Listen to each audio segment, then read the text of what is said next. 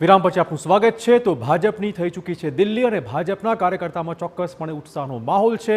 ત્યારે અલગ અલગ પ્રતિક્રિયાઓ મળી રહી છે, તે પણ સાંભળીએ। દિલ્હીની ચૂંટણીની અંદર આપદા ગઈ। દિલ્હીમાં મોદી મોડેલનો દિલ્હીએ સ્વીકાર કર્યો। જે રીતે દિલ્હીના અંદર ચૂંટણીના પરિણામો આવ્યા એ બતાવે છે કે પોલિટિક્સ ઓફ પરફોર્મન્સ નો જ હંમેશા વિજય થાય છે।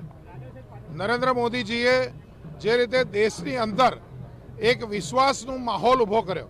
સરકાર સતત લોકોને ગુમરાહ કરવાનું, જૂઠ પર જૂઠ ફેલાવાનું જે કામ કર્યું છે, જનતા પણ તેને ઓળખી ગઈ છે। પ્રજાએ તેને ઓળખીને આજે ભારતીય જનતા પાર્ટીના જેટલા ઉમેદવારો છે એ ખૂબ લીડથી આગળ ચાલી રહ્યા છે। નરેન્દ્રભાઈના નેતૃત્વની અંદર સબકા સાથ સબકા વિકાસના મંત્ર લઈને યુવા હોય, ગરીબ હોય, મહિલા હોય કે કિસાન હોય, સૌનો વિકાસ થાય, દેશ આગળ વધે અને આજે દેશ વિકાસની ઊંચાઈઓ પ્રાપ્ત કરી રહ્યા છે।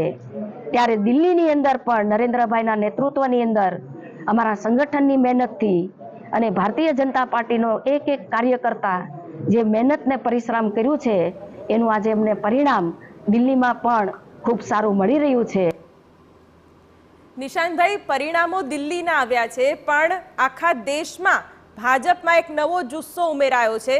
સામે કોંગ્રેસના કાર્યકર્તાઓ, કોંગ્રેસના નેતાઓ અત્યારે ક્યાંક ડિમોટિવેટેડ પણ ફીલ કરતા હશે, કારણ કે આવનારી ચૂંટણીઓમાં પણ ક્યાંક આ પરિણામો ખૂબ સૂચક ફાળો ભજવશે।